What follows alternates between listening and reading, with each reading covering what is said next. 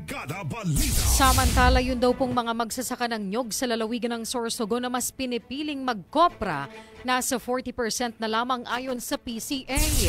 Brigada Intern Mark Jonathan Madeha, ibrigada mo. Brigada Live Report.